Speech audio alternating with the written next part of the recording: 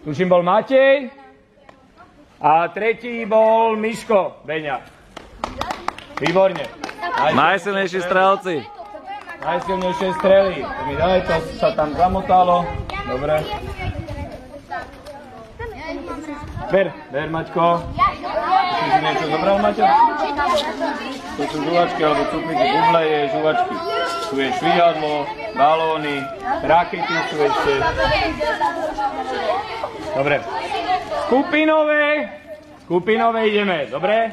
Takže prvú skupinu, prv si len povieme, dobre? Prv si povieme, potom si pôjdete zobrať. Šimon.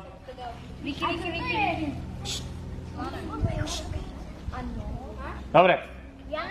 Takže kto si myslí, že skončil na 3. mieste? Modrý. S počtom bodov. Kde mám ten druhý papier? Tu. 58. 63. Výborné. 63 bodov ste nazbierali. Ivo, prosím ťa, nevyrušuj chvíľu. Ne, to sa neje. Druhí skončili tak, jak začali. Tým zelený. A týmto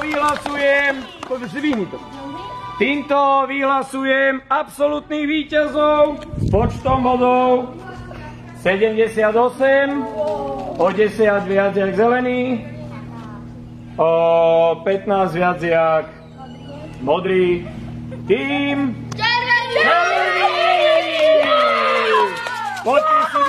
Poďte si vybrať červený.